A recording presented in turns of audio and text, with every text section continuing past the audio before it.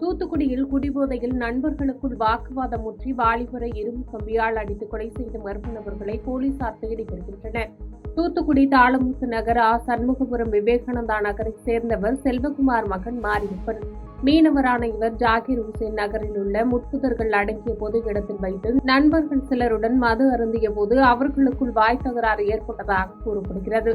இந்த தகராறில் ஆத்திரமடைந்த அவரது நண்பர்கள் மாரியப்பனை இரும்பு கம்பியால் தாக்கியதில் மாரியப்பன் சம்பவ இடத்திலேயே பரிதாபமாக உயிரிழந்தார்.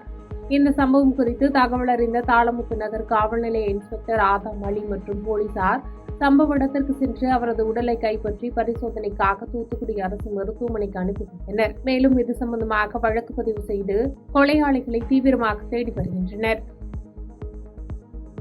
பாதகம் செய்பவரை கண்டால் நாம் பயங்கொள்ளலாகாது பாப்பா, மோதி மிதித்து விடு பாப்பா, அவர் முகத்தில் உமிழ்ந்து விடு பாப்பா.